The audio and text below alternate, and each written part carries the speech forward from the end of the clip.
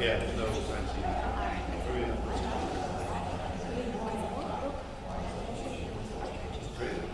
All right, I wanted to call this meeting, special meeting to order. It's a opportunity for the presentation by MP Planning to explain some of the things we've been doing. Planning over the last couple of months has been looking at different scenarios for redistricting. We selected 2 different scenarios, and Pat Gallagher is here to explain some of those scenarios, look at some of the things we've done. What we'll do is after his presentation, I'm going to open it up to questions to the board, and then once the board is done with their questions, I'll open it up to questions for the public. I just ask that you be respectful with your questions and make them questions more than statements. But if you do need further information, you can obviously send those questions to the board or to the administration. We'll make sure we get them answered. With that, I'll turn it over to Pat Gallagher and let him do his thing. Thanks for the introduction. So I'll be very brief tonight. Tonight I really want to make this about you and hear back your questions, comments, and concerns.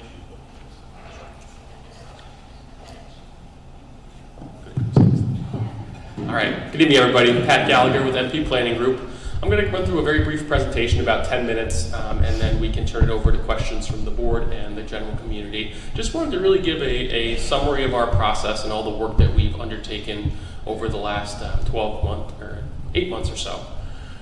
So starting with our work this past fall, we started our project with an enrollment projection update, trying to understand, which schools may be growing, which schools may be declining in enrollment, and basically we wanted to make sure that whatever changes we make to attendance zones, that these are going to be implementable and long-lasting over a 10-year period. We followed that up with our capacity and utilization study, so determining building capacities for each of your elementary and middle schools, how many students can optimally fit in each of these buildings. When we compare that to our enrollment projections, that helped us address some enrollment balance challenges that anecdotally we knew the district was experiencing over the last few years. That led into phase 3 of our work, which was our redistricting scenarios, looking at a range of different options to address some of those enrollment balance issues that we identified in phase 1 and phase 2. The planning committee looked at a range of different options and ultimately selected the 2 that I'll present in a little bit more detail this evening for further conversation with the community and the board. And then once the board adopts a scenario, there's going to be a further process around implementation where the BOE is going to be looking at policies around implementation, looking at parental and family notifications, looking at transportation, other mobilization items that will need to be addressed as these move from a concept to reality for the fall of 2025. So some of the major kind of considerations that were guiding our process is that we're using a target date of the fall of 2025, so the 2025-26 school year. And once a redistricting scenario is adopted, then we're going to again get into that implementation process where the board is going to discuss lots of different considerations around administrative placements, potential grandfathering or exceptions, or unique circumstances. And regardless of which scenario ends up moving forward, these are all going to be things that the board will need to discuss as it moves into the implementation phase. So our process was guided by a overarching goal and criteria to better balance enrollment across your elementary, middle, and high schools. The elementary schools were our initial focus, but after looking at our enrollment projections and our capacity and utilization, we saw that this is also an opportunity to address enrollment balance at the middle and high school as well, trying to strive for more of a 50-50 balance between the 2 middle and high schools. And then also being cognizant of the state's racial balance laws and making sure that we're maintaining compliance with those and removing impending designations if possible. So some of the key drivers of our process at the elementary schools, it all comes down to some uneven enrollment and space distribution across the district. So in the case of Chapel, the Chapel attendance zone is too small given the size of that building. So Chapel can fit additional students into that building relative to its capacity. And on the opposite end of the spectrum, a school like Johnson House, the attendance zone is too large to fit all of the students in the Johnson House building. And over the years, there's been a number of administrative placements in Johnson House where students who may live in that attendance zone may be placed in other buildings due to the space concerns at Johnson House. And that results in some crowding issues across the district, not just in Johnson House. Another unique circumstance we're dealing with is Lordship. It's a small school, and it's too small to support 2 sections in each grade. And therefore, the district does need to maintain some administrative flexibility in order to efficiently use that building. And when we look at our overarching trends, elementary enrollment, we're projecting to largely stay stable over the next decade. And as I noted before, also maintaining compliance with the state racial balance law. At the middle and high school level, your elementary attendance zones feed into specific middle and specific high schools. And so any changes to the elementary zones will then result in changes to the middle and high school zones as well. And today, about 45% of your middle and high school students live in the Flood and Bunnell attendance zone, and 55% live in the Worcester and Stratford High School attendance zone. And so there is some uneven enrollment balance at the middle and high school level as well. And then again, trying to maintain that direct feeder with the building blocks of the elementary attendance zones, so all elementary students will move up to the same middle and same high school, same policy as today. When we're looking at enrollment trends, the middle school is projected to decrease slightly over the next decade, while we're expecting a more substantial decrease at the high school level. One option we did look at early in the process was, is there enough space at the middle schools to shift 6th grade up and convert the elementaries to K-5? And what we found was that there just simply isn't enough physical classroom space at Worcester and Flood middle schools to accommodate 6th grade. So just to give a brief overview of the 2 scenarios that we're going to discuss tonight. So scenario 1 is really a traditional, what we're calling a traditional redistricting approach. So this largely maintains that neighborhood-based model that your school system strives for.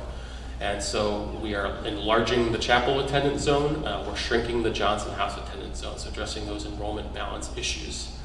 And then to utilize Lordship efficiently, we're establishing what we're calling a flex zone, where students who live in this area would either be placed in Johnson House or Lordship, depending on which grade they're in and depending on availability of space.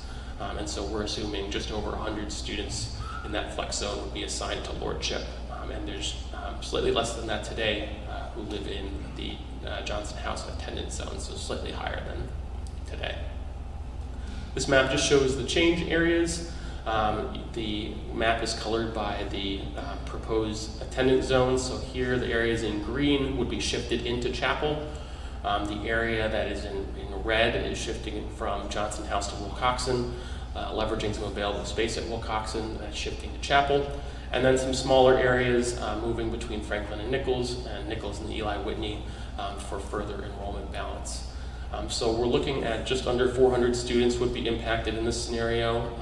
Just over half of them are in these areas that would physically be redistricted, and then a large minority of students are administrative placements. So students who are, they live in one attendance zone, but they attend a school outside of their attendance zone. So looking to try to reduce administrative placements.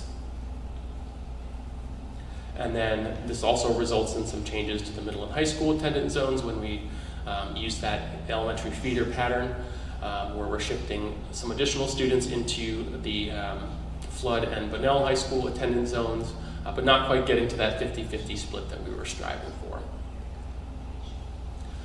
So this did a good job of better balancing enrollment across your elementary buildings. It improves balance at the middle and high school level as well, and it largely maintains that neighborhood-based approach, which was certainly one of the pros for this scenario. We would also be in compliance with the state racial balance law. However, we would have some schools that had a higher percentage of students of color by more than 15%. So the pending designation would remain, but that largely just reflects the demographics of Stratford's neighborhoods. This also is efficient from a transportation standpoint and would reduce administrative placements with the exception of the need for placements at Lordship. Scenario 3 is a little bit different of approach, where we're utilizing what we're calling satellite zones. So this is shifting students from the school that is overcrowded to the school that has some available space. So here we are again enlarging the chapel attendance zone and shrinking the Johnson House attendance zone, but here by using a satellite zone, we're shifting students directly from Johnson House into chapel. And like scenario one, we are keeping that flexible zone in order to fill Lordship efficiently. So again, this shows the areas of change with the underlying color being the new school. You can see that we're shifting students from Wilcoxon to Chapel in green, and also sending some Johnson House to Chapel, which is that green satellite zone just to the right of the Franklin label. We're also shifting students from Johnson House into Wilcoxon, and then a small area of Franklin into Johnson House for enrollment and racial balance purposes. And similar to scenario one, we are shifting some additional students into the Flood and Bunnell attendance zones, using our elementary attendance zones as our building blocks, but much less impactful changes, especially at the middle school and high school level compared to the elementaries. So this overall performed very similar to scenario one, had a slightly lower redistricting impact, and that's kind of the rationale behind the satellite zones, is that we're reducing impact, although one of the cons is that it deviates from that neighborhood-based approach, which is reflected in your other attendance zones. Like scenario one, it would be compliant with the state racial balance law, but you would have some schools in the impending category. And from a transportation standpoint, not quite as efficient as scenario one, but overall is quite efficient relative to some of the other options that we looked at. And again, like scenario one, there's a need to maintain that flexible policy at Lordship. And before we open up to Q&A, I just wanted to give a little demo of the online interactive map that's posted on the district's website. This allows folks to understand if they would be impacted under scenario one or scenario three, and they can be accessed by scanning the QR code or by visiting that URL on the screen. So when you get to the online interactive map, there's a little bit of an explainer talking about our process, but the highlight is really the online map and being able to search by your address. And there's really two options. The first is to search by address in the upper left-hand corner and then choose your address from the drop-down. The second is if you're on a phone, you can hit the little crosshair icon in the lower right. That'll zoom to your current location. And then once you're at your address, you simply click on the map and a little toggle box will open up showing you which elementary, middle, and high school you would be zoned for under scenario 1 or scenario 3. And then the district has also established an email address that comments can be shared with. I'll leave this up. And then tonight, if you don't want to speak or feel uncomfortable speaking, this is another option for sending your comments in. Now with that, Mike, I'll turn it back to you if you want to facilitate with the board. So if any board members have questions, you can head up to the microphone and just go ahead. Take turns, and then when you're done, just pass it on to the next speaker, next board member, and once the board members are done, we'll open as well. Hi, I'm Chris Cormier. I'm on the board. I'm a member at large. One of my questions is informational from scenario one. Your information, the research you've done says that we're going to be not much change in our number of students over the next 10 years, but in that 10 years, our population in the high school is going to go down. What's that, 12%? 10 to 12% at the two schools?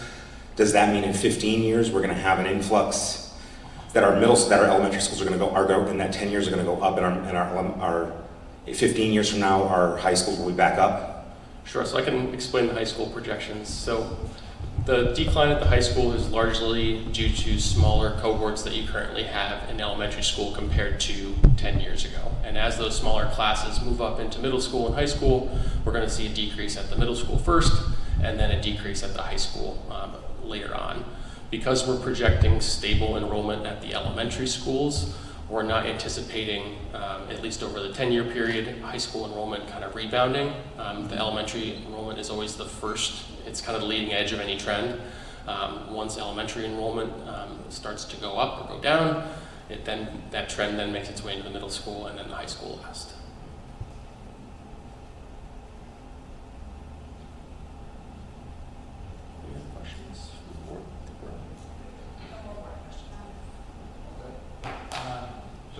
Does anybody from the public have any questions? Concerns, thoughts?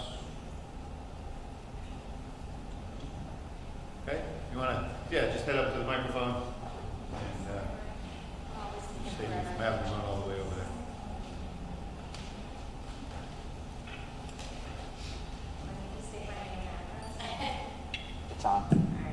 Andrea Corcoran.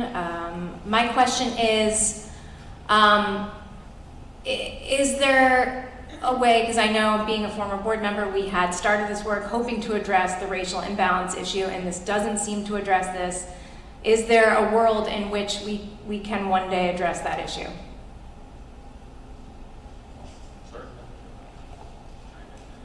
So that's a good question. That was certainly one of the parameters that we were looking at as we developed scenarios. I believe it was scenario 2 that we evaluated with the planning committee, was the only scenario that we looked at that got all schools within that plus or minus 15% category. I believe it was in our enrollment projection report. We actually had a neighborhood-based map that showed neighborhood demographics and percent students of color in various neighborhoods in Stratford.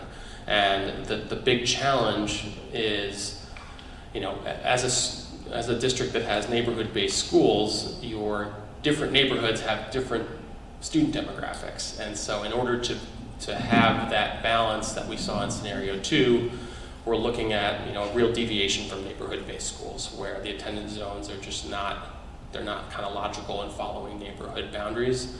And even then, scenario 2 barely got us into the plus or minus 15% category. And so I think, just speaking from a technical standpoint, the benefit to it seemed nominal relative to the redistricting impacts and the kind of abandonment of the neighborhood-based approach. Maybe you can explain also the state requirements of racial balancing and how your scenarios play into those. Sure. Yeah, so I'll elaborate a little bit on the state's racial balance law. So the state basically has 2 categories that it looks at. The first is called, you know, racially imbalanced, where you are put on a list and you have to come up with a corrective action plan. That means you have 1 or more schools that deviates from the district-wide percentage of students of color by more than 25%. Stratford does not have any schools in that designation. And given the percent students of color of your elementary and middle and high school students today, the chance of Stratford becoming non-compliant is very, very unlikely. The second category is called impending imbalance, and that's for schools that deviate from the district-wide students of color percentage by between 15 and 25%. When you are in the impending category, you are essentially given notice by the state, but you are not required to submit a corrective action plan. So being in the impending category is still in compliance with the state racial balance law. It's just kind of a trigger of, hey district, you're approaching the 25 plus or minus 25%, and so you're kind of on notice. And how are elementary schools in your plans? So the elementary schools in our plans, we have, I believe in scenario 1 and 3, we have 2 schools in the impending category and another school that's also greater than 15%, but has a special designation called a diverse school, so it's fully compliant with the state law. And scenario 3 is, percentages may differ a little bit, but also 2 schools would be in that impending category. I believe it's Franklin and Johnson House in both.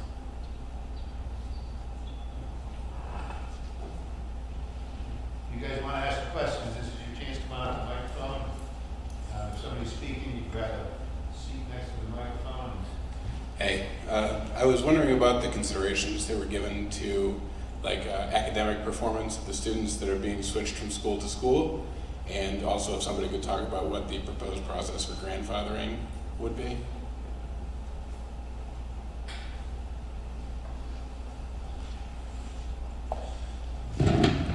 Hi, everybody.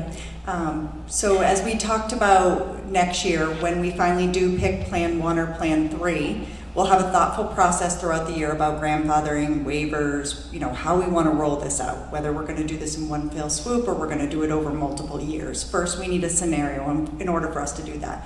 We will have stakeholder groups where your input will be part of that. Regarding FAPE, free appropriate public education, we believe in all of our students and all of our districts and all of our schools. And so we believe that regardless of what school a child's going to be in, they're going to receive that appropriate education. So the educational impact of the redistricting, they should be receiving the same education that they're receiving no matter which elementary school they're in.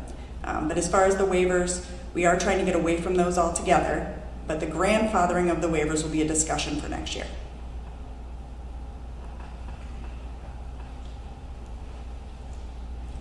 Hi, I'm Karen Doyle. I have twins at Eli Whitney. And my question is about something that you kind of already touched on. I understand the background and why this change has to happen, but why does it have to affect kids who are currently in their school? Why can't it be rolled out as new students start to enter the school system?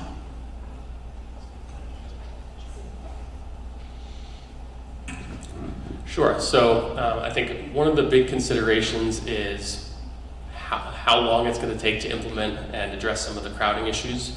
And the second is kind of a cost consideration. So if, the goal of this process is obviously to better balance enrollment across the elementary schools. To just kind of give an example, of different approaches for implementation, approach one would be, let's pull the Band-Aid off and everyone moves at once. There's no grandfathering. Enrollment balance would be kind of addressed immediately. I've worked in other districts where the process is elongated. There is some grandfathering. That'll obviously be a discussion for the board. And what it does is it just elongates how long it takes to solve the problem, right? So you may have a few years until we are fully addressing the enrollment balance issues that the district is experiencing. And then, grandfathering also comes with a cost. We may have areas where we're providing duplicate transportation service if transportation is provided. So that's all going to be part of the considerations that the board is going to have to weigh as it gets into its implementation discussions. Thank you. And just curious, does the state have a deadline that we have to be racially balanced, or is this up to the town to decide? So you are not under a state mandate to correct your racial imbalance. So that's not driving the timeline here. Thank you.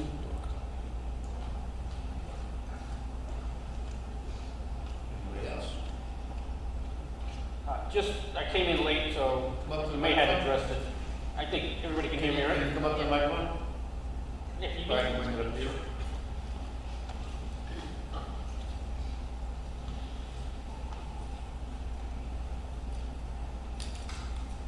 Just wondering if you worked on any other towns' projects and what kind of implementation and what kind of feedback did you get back from those towns?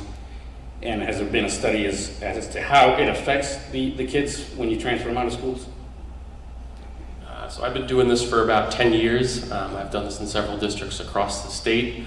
Redistricting by itself is, kind of involuntary movement. So, right, that's a change. But what I've found is that the kids are very resilient. Districts that have implemented redistricting will oftentimes have kind of a process of making the students feel welcome in their new schools. That goes a long way of kind of getting the students comfortable in their environments. But change is never easy. And any community I've worked in, there hasn't been some hesitancy around redistricting just because it is a change and it is involving your kids. But through kind of thoughtful implementation, that impact can be mitigated to the greatest extent possible for the children as they move to their new school.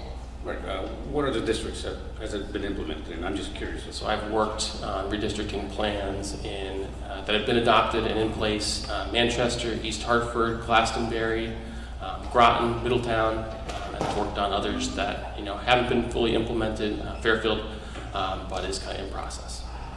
Thanks. You're welcome.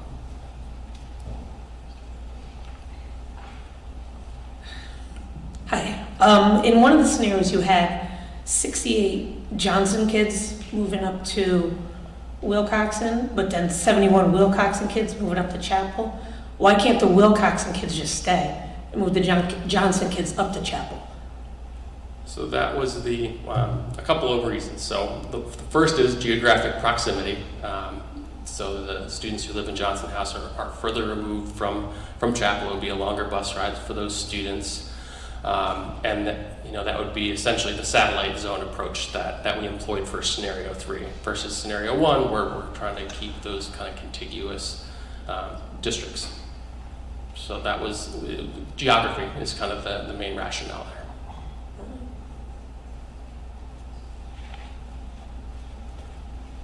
Hi, Susan Marcus. So I went through the redistricting that happened about 5 or 6 years ago, and a lot of the Johnson kids used to be bused up to Chapel, and that was the problem that started a whole bunch of movement that wasn't really fixed back then. What's to stop this from happening again? Like, I was very surprised when the Board of Ed picked scenario 3 as an option, so maybe if the board could explain their thinking behind that scenario choice. I'm just worried that we're gonna end up as a town 5 years from now back in the same situation that we were 5 years ago. So, well, we were asked to select 2 scenarios. And the 2, what we felt the least offensive, for lack of a better word, the least offensive, the options with the least movement were 1 and 3. We will select one of the scenarios. You know, again, I think I'm in favor of scenario 1, but it's a decision that'll be made by the entire board. I'm just one vote on the board, but we went through planning, and we were asked to pick 2 scenarios so we could have some options. They both have pluses and minuses. In my mind, I like one better than the other. I think you probably agree with that, but we will evaluate both. There might be some pieces in one that we can adopt that maybe we'd like better, but at the end, we will pick one of the scenarios, and your input's important, so it'll help guide us in some of our decision making. So if you have thoughts, reach out to one of the board members, or to the board, or to the staff. And as we go through this process, make sure we're aware of your thoughts, and we'll try to implement them. In my opinion, I think getting it done sooner than later is the better. I think the slower roll it out process is more painful, more costly, and doesn't allow the kids necessarily to adapt. If we have a 6th grader in one and a 1st grader in one, then do we waiver the 6th grader or not the 1st grader? How do we do it? Sooner or later, in my mind, we've got to set a line and say, no, this is when we started. The quicker we do it, the kids are resilient, I believe.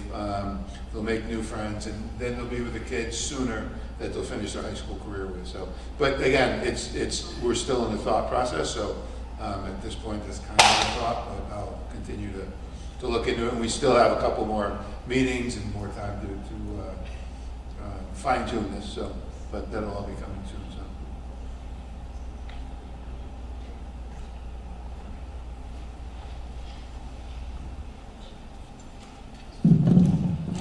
Sue, where'd you go? Just to add to what Mr. Hendrick was saying and to your question, so those 2 scenarios were put forward to the board by planning. The board has not chosen and selected one yet. And to your point, this came about because of what happened those years ago with the demagnetization of the academy, right? It was pushed through very quickly, and lines were not reconsidered, and hence the overcrowding that we have in some buildings and the lack of utilization of some of our spaces. And so this is a way to help correct that. I just hope the Johnson kids don't have to pay again. I feel like they're Agreed. the first time, and now they're gonna pay. They're gonna pay all, you know.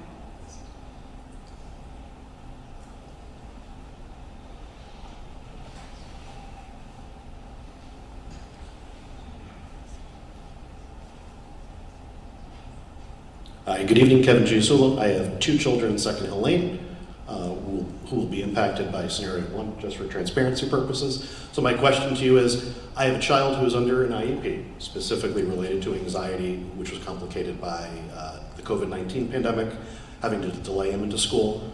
So without getting the specifics of my child's issue, I would strongly encourage everybody to consider waivers as getting the most public buy-in, at least to evaluate them under strict circumstances, because in order to get the least hate as a result of ripping kids out of school, as resilient as they are, I can speak for my child in saying that this would be the worst possible scenario for him, given the relationships and everything he's built into Second Hill Lane, and that there are 4 other elementary schools that are 1 to 3 miles closer than where he's potentially going to be districted to. So I would simply ask that the Board of Education and the elected representatives give this the most consideration when it comes to waivers and not just write it off. I think that deserves attention. So thank you.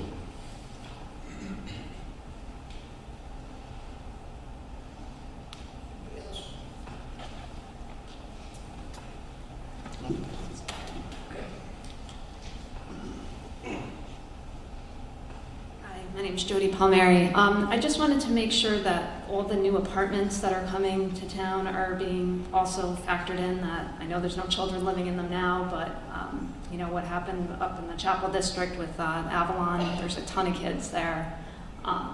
You know, just making sure that it's factored in. Yep, good question.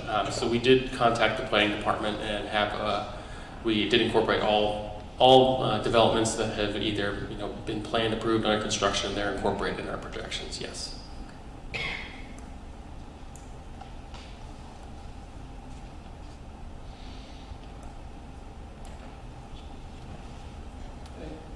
Going once, going twice.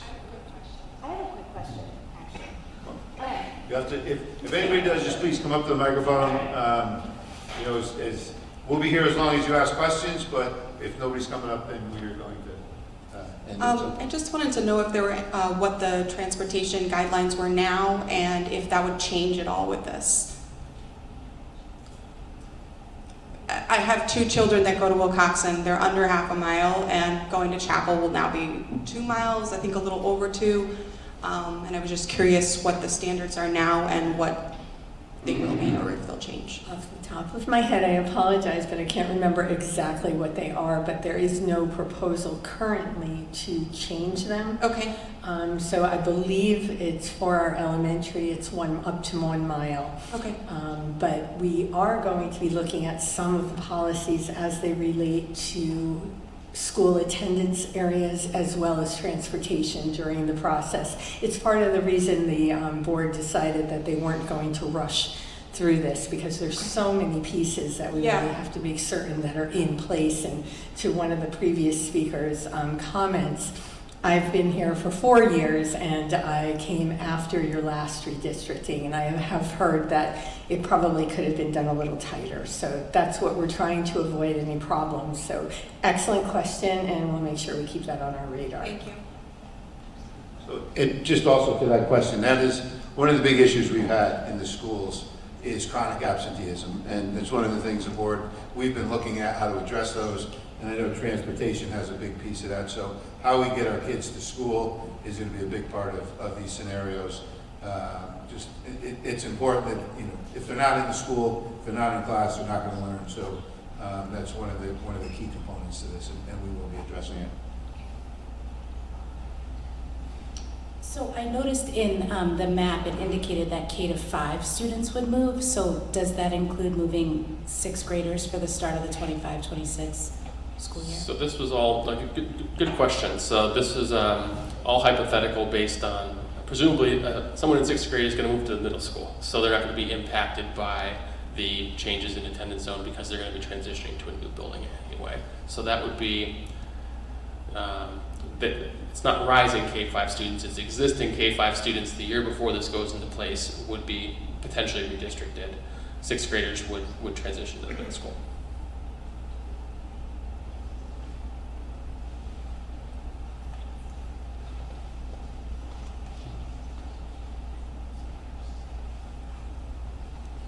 Hi there.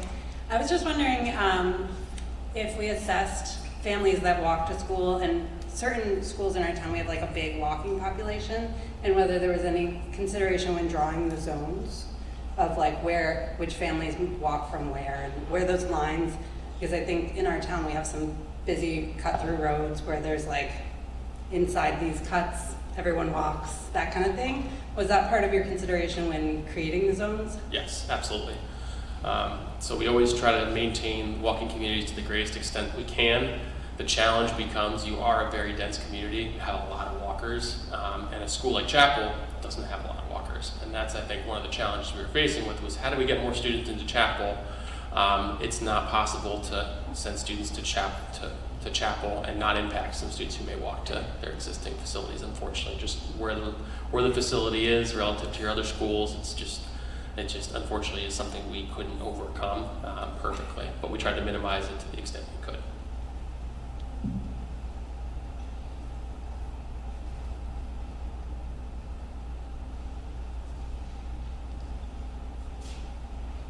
Is that it? So, next is. Just a quick question. When do you think a decision will be made? The final decision?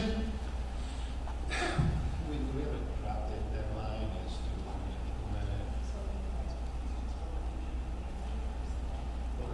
So sometime, I would think sometime before the start of this upcoming school year, we're hoping to select a plan, a final plan, one of these two scenarios, and then we'll start maybe digging into just, and you know, we do have to look at things like transportation. Our chronic absenteeism was, as I said, was a big issue. I think we've almost cut it in half this year, but we are looking at ways, and transportation was a big point. And Mr. Delapiano can talk to that. You know, rain days, more often than not, walkers aren't coming to school at the high school level, so we're looking to address some of those issues. So those are some of the components, how we move the staff. It was my hope that we could implement it this year, but there's just too many moving pieces. So, and there's too much.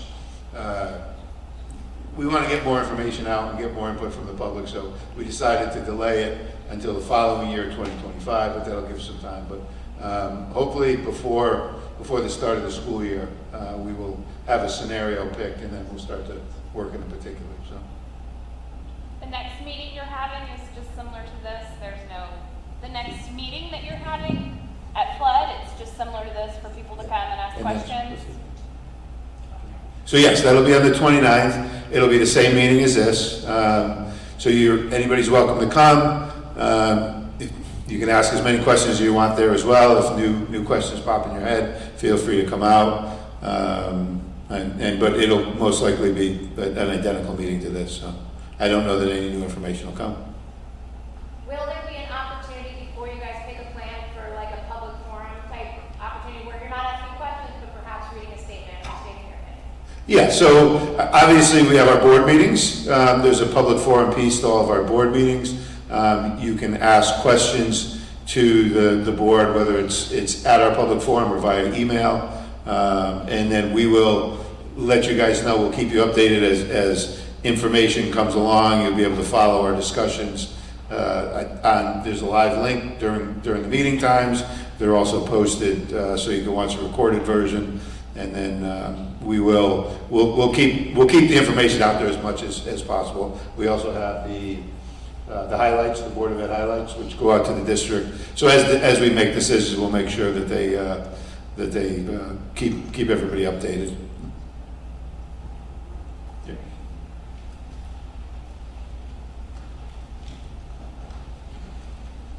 Sorry.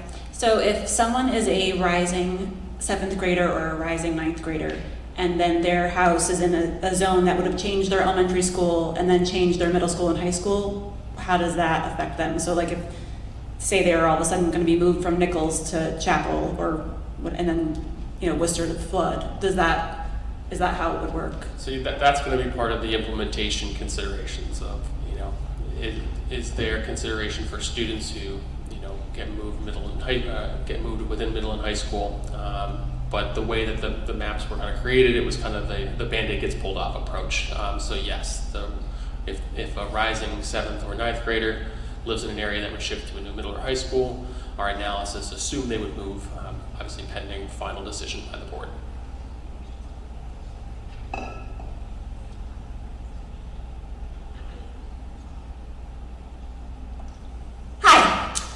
So I don't know if you have actual data to say that children are resilient, but after the experience that many of us had after the academy was disbanded, I can tell you that while the children may be resilient, the communities are not.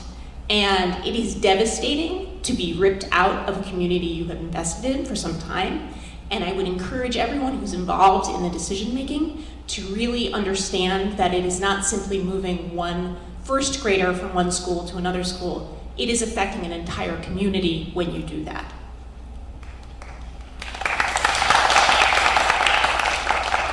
This is kind of a question about the community too.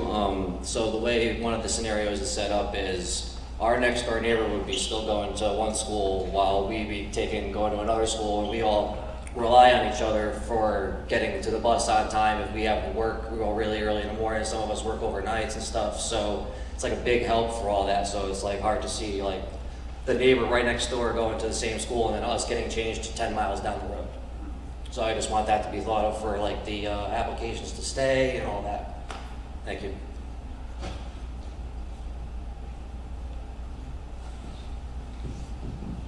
All right, any other questions? Will grandfathering be considered on an individual basis? Those are some decisions we'll have to make as we go through the process. You know, the one thing we don't want to do, I would think, is grant everybody waivers and then we end up right where we are. Because obviously to the comment, change is, you know, change in everything is inevitable and it's not always palatable, but sometimes it's inevitable. So we don't want to get into a scenario where we create this plan, we implement this plan, and then we waiver everybody, and then we end up right where we are. So it's just there's a number of reasons. It's you know, it helps us financially, it helps us in the long term, it helps us better utilize our schools, it creates some of the overcrowding in some of the other schools. You know, I don't know if you've ever been to Johnson on a regular day, you know, it's packed, and some of the other schools are. And then if you go up to Chapel, I think the number was 63% utilization. So we're just trying to better utilize it, and it's what I liked about one of the scenarios. It's more contiguous moves. You're moving to the district closer. I'm not really a fan of long busing, but again, that's just my opinion, and the other board members will have their opportunity to express their opinions as well. But yeah, we will, to answer your question, we will look at all the possibilities. Have you guys considered voluntary relocation? If you're only talking about 63% utilization, was any scenario considered where you could have residents volunteer to have their children? Well, then we get into waivers again, but yeah, we might look at that. But I mean, one of the problems we're in is there's a large number, and I think you can talk to the percentage of placed students who are out of their attendance zone. So, and it's because of overcrowding in districts and they get sent to another district. So we're taking those kids actually out of their attendance zones in their neighborhoods and moving them because we don't have the space. So, you know, we can look at it. I don't know that it would help us get to where we want to be though, but it's definitely something we'll discuss. And again, I don't mean to speak for the entire board. I just want to make it clear that this is a board decision. It'll require a vote of at least 4. But we as a board will look through all the scenarios. I just got the microphone today, so I get to speak the most. Anything else? No? All right, so our next meeting will be at Flood. It'll be a similar scenario. It'll be at Thursday, the 29th? Wednesday, the 29th. So again, if you have any more questions, you can bring them there. If you want to come and get more, there's a link up there where you can do a little more research into the map and the moves. And then you can follow us on either board meetings and attend and speak at the public forums if you wish to. So, but I want to thank everybody for coming out, and hopefully this was helpful, and we will continue to keep you updated as information comes available. Thank you.